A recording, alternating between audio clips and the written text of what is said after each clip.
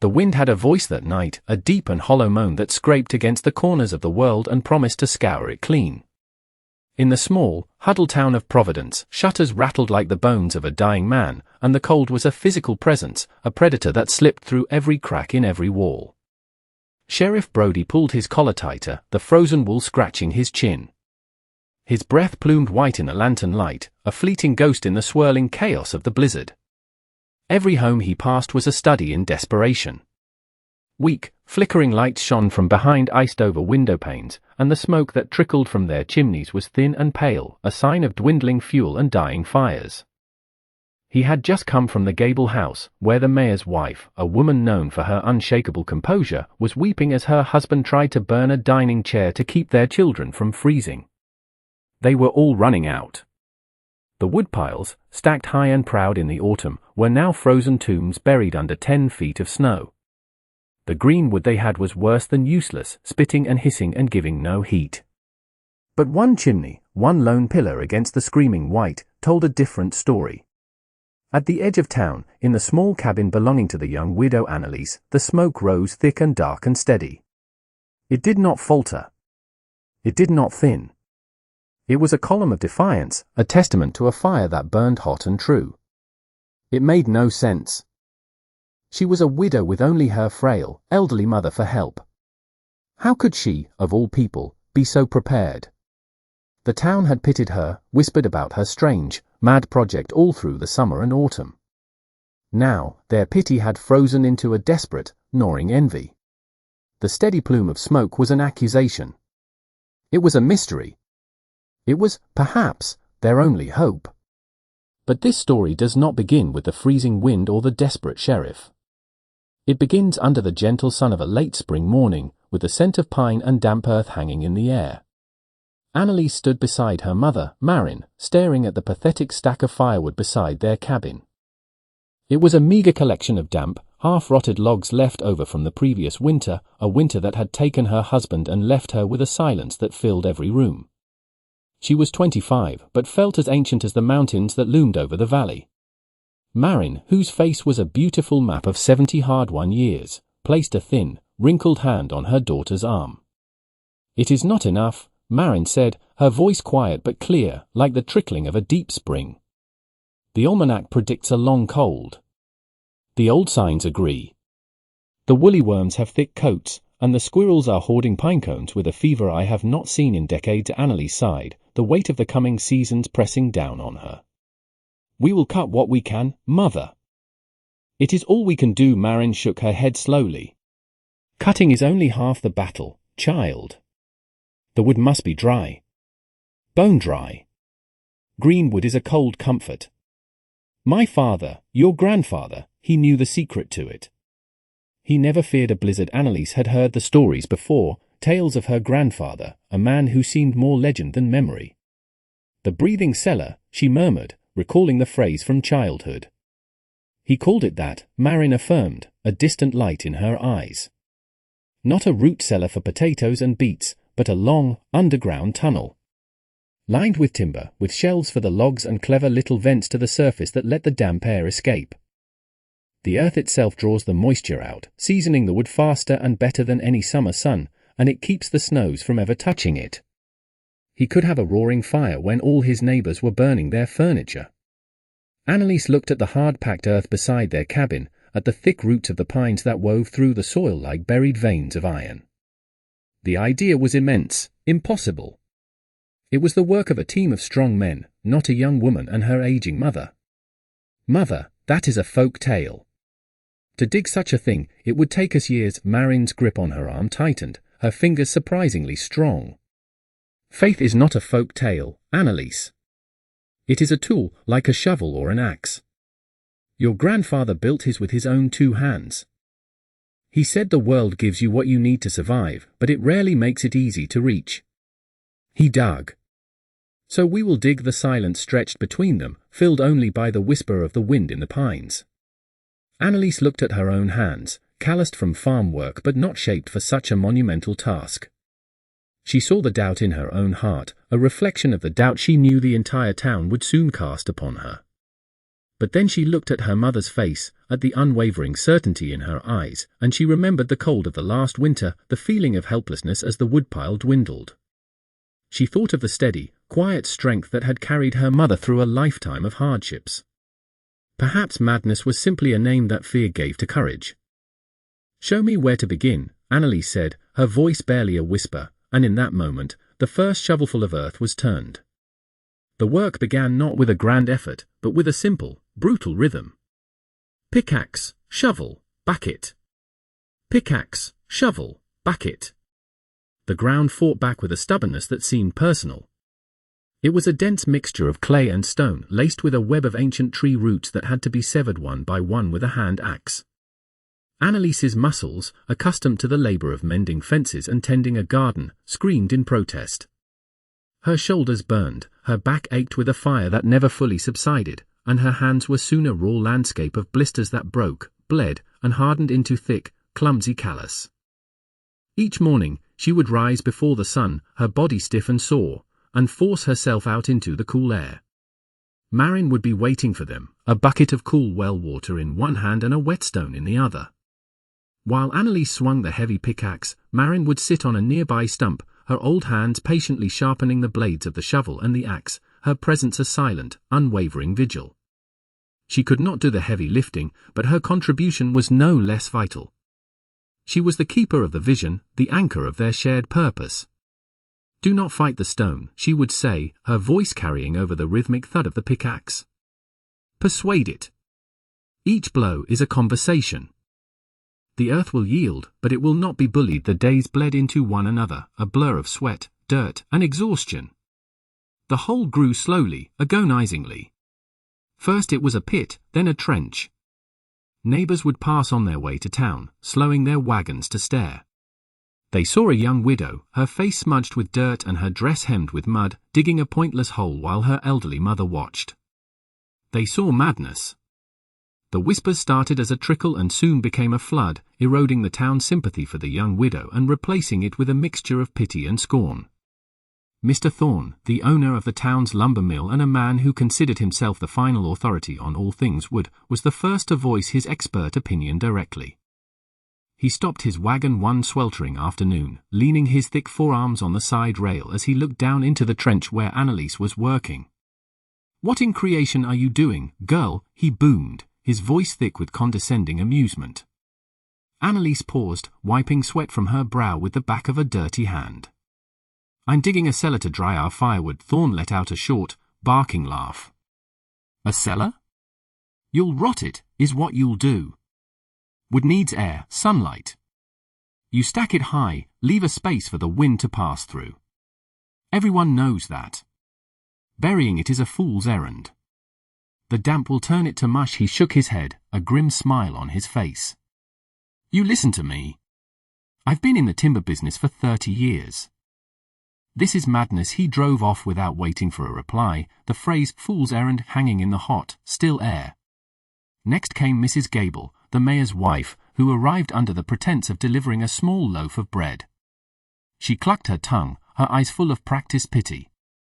"Oh, Anneliese, you poor dear," she began, her voice a syrupy whisper. "Grief does strange things to the mind. You must not exhaust yourself with this. You should be in town, at the sewing circle. There are good, unattached men in Providence. You are too young to resign yourself to a life of digging in the dirt." Her words were meant to sound like kindness, but they were stones wrapped in velvet, each one a judgment on Anneliese's choices, her sanity, her refusal to follow the expected path of a grieving widow. Even Sheriff Brodie, a man Anneliese had always considered fair, paid a visit. He removed his hat, his face etched with genuine but misplaced concern. He said, his tone gentle, "I don't mean to interfere. But folks are worried. A hole this deep, it's not safe. What if it collapses on you? I have to think of your welfare. It will be reinforced," Anneliese stated, her voice flat. "It is an old design," the sheriff sighed, placing his hat back on his head. "Old ways aren't always the best ways, Anneliese. I can't force you to stop, but I'm asking you to reconsider." The message was clear. The practical expert, the community matriarch, the well-intentioned authority, they had all passed their judgment. She was alone, armed with nothing but a shovel, an old woman's memory, and a resolve that hardened with every skeptical glance and whispered doubt. The sun of high summer became a merciless tyrant, beating down on the exposed earth and on Annelies's bent back. The trench was now deep enough that she had to use a rickety ladder to climb in and out, hauling up buckets of dirt and rock with a rope and pulley system she had devised. The isolation was complete. Wagons no longer slowed, they hurried past, the occupants averting their eyes as if her toil were a contagious disease. She worked in a bubble of silence, the only sounds the scrape of her shovel and the steady, rhythmic breathing of her own exertion. One afternoon, the earth betrayed her. She was working at the far end of the trench, beginning to carve out the horizontal tunnel, when a low groan echoed from the wall above. She looked up just as a section of the clay bank, weakened by a hidden pocket of moisture, gave way. It was not a catastrophic collapse, but several 100 pounds of dirt and stone cascaded down, burying her tools and trapping her leg up to the knee. For a heart-stopping moment, there was only the ringing in her ears and the suffocating smell of damp earth. Panic, cold and sharp, seized her. She was alone. No one would come. No one would even know where to look. The weight on her leg was immense, a crushing pressure that sent waves of pain up her thigh. But then, through the haze of fear, she heard her mother's voice from the edge of the pit. "Annelies! Are you well?" Marian's voice was strained, but it was not panicked. It was a lifeline. "I am trapped," Annelies called back, her own voice trembling. "My leg." There was a pause, and then Marian's calm instructions floated down. "Do not struggle. You will only make it tighter. Breathe. Be like the water, not the stone. Find the path of least resistance." Annelies closed her eyes, forcing air into her tight chest. She did as her mother said, slowly, carefully wiggling her trapped foot, feeling for any give in the heavy soil. It took nearly an hour of painstaking, agonizing work, digging with her bare hands, but she finally freed herself. She emerged from the trench limping, covered in dirt, her leg a canvas of deep bruises. That night, as Marian wrapped her swollen ankle, despair settled over Annelies like a shroud. "They are right," she whispered into the quiet of the cabin. "Mr. Thorne, Mrs. Gable, all of them. This is madness. It almost killed me." Marian finished tying the bandage and looked her daughter in the eye. "The earth tested you," she said softly. "It asked if you were worthy of its secrets. It asked if you had the patience to listen. Tomorrow, you will go back, and you will build supports before you dig another inch. You will show it you have learned." Annelies looked at her mother, at the unyielding strength in that frail frame, and her own resolve, which had crumbled into dust, began to reform, harder and more resilient than before. The near disaster marked a turning point. The work was no longer just about digging, it became about building, about creating a space that was not just hollow, but strong. Annelies spent the next week felling slender pine and aspen trees from the woods behind their cabin. She and Marian worked together, using a two-person crosscut saw, its rhythmic shush-shush-shush a new song for their days. Annelies would then hew the logs into sturdy posts and beams with a broad axe, the clean scent of fresh cut wood a welcome change from the stale smell of clay. Following Marian's detailed recollections of her father's design, she began to construct a wooden skeleton inside the tunnel. She set thick posts every 4 feet, sinking them into the tunnel floor. Across the top, she laid heavy beams, wedging them tightly against the earthen ceiling. Between the posts, she painstakingly fitted thick planks, creating solid walls that would hold back the immense pressure of the earth. It was slow, precise work, a world away from the brute force of the initial excavation. Each joint had to be perfect, each beam level. She learned the language of wood, its grains, its knots, its strengths. While she worked, Marian tackled the most crucial and ingenious part of the design, the ventilation. Her grandfather had understood that the key to drying the wood was not just removing moisture, but giving it somewhere to go.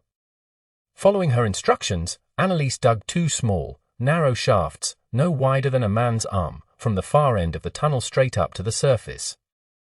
The shafts emerged 30 yards away from the main entrance, hidden among a natural outcropping of rocks. Marian then carefully lined the openings with stones, creating small, discreet chimneys that looked like little more than natural fissures in the landscape. The warm, damp air will rise and seek the cold, she explained, her hands deftly placing the stones. It will be drawn out through these vents, and fresh, dry air will be pulled in from the cabin entrance. The tunnel will breathe, Anneliese. It will be alive. As the structure took shape, it transformed from a dangerous hole into a sanctuary of wood and earth, a long, vaulted chamber that felt safe and solid. It was a testament not to madness, but to a forgotten engineering, a wisdom that worked in harmony with the natural world instead of fighting against it. With the first chill of autumn painting the aspen leaves gold and crimson, a new urgency set in. The tunnel was built, but it was empty. Now came the harvest. This phase of the labor was a relentless, punishing marathon that lasted from dawn until dusk, 7 days a week. Anneliese and Maren could not fell the massive pines that the lumber mill harvested. Instead, they focused on the deadfall, trees already felled by wind or age, and the stands of smaller, more manageable lodgepole pines and aspens that grew thick on the slopes behind their property. The forest echoed with the sharp crack of Anneliese's axe. She would fell a tree, then limb it with swift, efficient blows, her movements now economical and powerful after months of labor. Maren, unable to swing the axe, would gather the smaller branches and tie them into bundles for kindling. The hardest part was moving the logs. Their only equipment was a simple wooden cart Anneliese had built herself. Its wheels were solid slices of a large log, and they wobbled and groaned under the slightest weight. Loading the heavy green logs onto the cart was a struggle of levers and brute strength. Anneliese would use a thick branch as a pry bar, slowly, inch by inch, rolling a log up a small ramp of packed earth and onto the cart's flatbed. Then came the hauling. She would lean into the rough-hewn handle, her boots slipping in the pine needles and mud, her muscles straining as she dragged the protesting cart from the woods to the mouth of the tunnel. It was a journey of only a few hundred yards, but each trip felt like a mile. She made dozens of these trips a day, her body a machine fueled by desperation and the ever-present knowledge that winter was coming. The town watched this new phase of her follies with renewed bewilderment. They saw her emerge from the woods, caked in mud and sawdust, dragging a load of wood not to a neat stack beside her cabin, but to the gaping hole in the ground. They saw her disappear into the earth with her harvest, like a creature of folklore storing treasures in its lair. The work was isolating, but inside the tunnel, a different world existed. The air was cool and smelled of earth and fresh pine.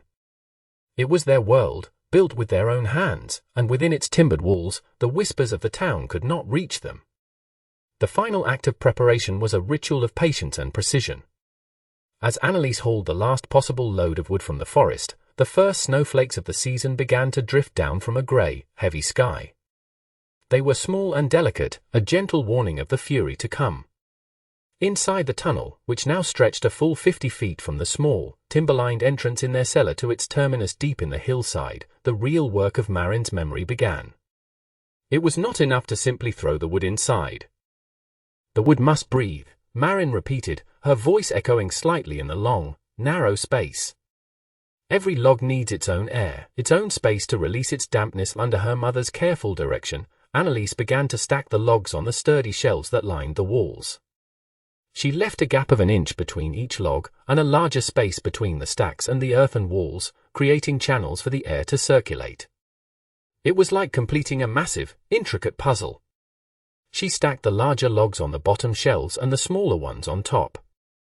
The kindling bundles Maren had made were tucked into their own designated sections. It took days to fill the tunnel, to transform the empty wooden skeleton into a library of fuel, each log a promise of warmth and life. When the last log was in place, they stood back and admired their work. The tunnel was a marvel of stored energy, a fortress against the coming cold. Lit by the soft glow of a single lantern, it felt like a sacred place. They sealed the main, external entrance with heavy planks and packed earth, leaving it invisible from the outside. The only way in or out was now through a small, sturdy door they had built in the wall of their cabin's tiny root cellar. With the tunnel filled and sealed, a profound quiet settled over their homestead. The work was done. All that was left was to wait. Outside, the snow began to fall in earnest, blanketing the town of Providence, covering the neat, exposed woodpiles of their neighbors, and hiding all evidence of the widow's folly beneath a pristine sheet of white. The blizzard did not arrive, it descended. It fell upon Providence like a judgment, a great white beast of wind and ice that swallowed the sky and erased the world. For 3 days it raged, and then for 3 more, the wind never ceasing its relentless assault. The temperature plummeted to a level no one could remember, a cold so deep it felt as if the sun had been extinguished forever. Inside their small cabin, Anneliese and Marin lived in a cocoon of warmth. A fire roared in their stone hearth, a fire fed by the perfectly seasoned wood from the tunnel. Each trip to the cellar was a journey of revelation. Anneliese would open the small door and be met not with a damp chill, but with a wave of cool, dry air that smelled faintly of pine. The logs were light in her arms, their bark peeling away easily, their insides pale and dry. When placed on the fire, they caught immediately, burning with a clean, intense heat that sent waves of life through the small cabin. Outside, the town was dying. The neatly stacked woodpiles were useless, buried under impassable drifts and frozen solid. The wood that people could retrieve was green or damp, producing more smoke than heat. Families huddled together under blankets in a single room, their breath misting in the air, the fear of freezing a palpable entity in the house with them. It was on the 7th night of the storm that the desperate, frantic pounding came at their door. Anneliese opened it to find Sheriff Brody, his face a mask of wind-burned skin and frozen whiskers. He looked past her, his eyes wide, drawn to the impossible sight of the roaring fire. He looked at her, no longer with pity or concern, but with a desperate, bewildered awe. "How," he stammered, the word snatched away by the wind. "Your fire, everyone else is freezing. We're burning furniture. Thorne's mill is out of dry lumber. How are you doing this?" Anneliese looked at the sheriff, at the man who had warned her against her own salvation, and felt no triumph, only a deep, somber weariness. "We prepared," she said simply. "Please, Anneliese," he begged, his authority stripped away, leaving only a man responsible for the lives of his people. "Whatever you have, we need it. The Gable children are sick. Old man Hemlock, we think he may have already frozen. We need fuel." Anneliese held his gaze, the howling wind filling the silence between them. She thought of the whispers, the mockery, the isolation. Then she thought of the Gable children, their faces blue with cold. Her victory would be meaningless if it was hers alone. "I will share," she said, her voice clear and steady over the storm. "On one condition. You will help me carry it." The sheriff, expecting to be turned away or to have to plead further, could only nod, his throat thick with emotion. Anneliese led him not to a woodshed, but down the steep steps into her small root cellar. She lifted the lantern, and its light fell upon the small, sturdy wooden door set into the earthen wall. Brody stared, confused. He had never seen a door there before. Anneliese lifted the heavy iron latch and pulled it open. A gust of cool, dry air, smelling of aged pine and deep earth, flowed out. She stepped through, holding the lantern high, and the sheriff followed, his boots hesitant on the hard-packed floor. His gasp echoed in the long, vaulted chamber. The lantern light revealed a scene of impossible abundance. On both sides of the tunnel, stretching far back into the darkness, were shelves stacked high with perfectly cut, perfectly dry firewood. It was a dragon's hoard of warmth, a vein of pure life hidden in the frozen earth. He reached out a trembling, gloved hand and touched a log. It was dry to the touch, almost warm. He looked at the massive timber supports, the carefully planked walls, the sheer scale of the construction, and he finally understood. This was not madness. This was wisdom. This was foresight beyond anything he could have imagined. "My God," he whispered, the words catching in his throat.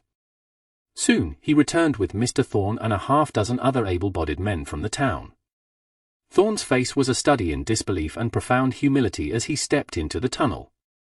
He ran his hand over the dry, seasoned wood, the very wood he had proclaimed would rot into mush. He looked at the ingenious construction, the simple but effective ventilation system he could now feel as a slight draft, and he said nothing. His silence was the most profound apology he could have offered. That night, a procession of men carried armloads of the life-saving wood from Anneliese's tunnel, distributing it to the coldest homes first. The thin, pale smoke rising from the town's chimneys was slowly replaced by thick, dark plumes, mirroring the one that had been their beacon of hope. Anneliese did not gloat. She did not demand apologies. She simply stood at the cellar door, directing the men, ensuring they took what was needed. Mrs. Gable, when a load was brought to her door, refused to meet the eyes of the man delivering it, her face burning with a shame that had nothing to do with the returning warmth of her house. The blizzard eventually broke, but the town of Providence was forever changed. The widow's folly was now spoken of with reverence. Renamed the Providence Vein, the tunnel became a communal resource, expanded over the years, its design copied by others. Anneliese was no longer the strange, grieving widow, but a quiet pillar of her community, a woman whose wisdom was now sought instead of scorned. Her story became a legend, a piece of folklore told around warm fires on cold winter nights, a reminder that the most profound strength is often found not in loud declarations, but in the quiet, steady rhythm of the work. And what of the forgotten wisdom, the knowledge passed down from an old woman's memory? How often do we dismiss the old ways as foolish, only to find, in our moment of greatest need, that they hold the very key to our survival?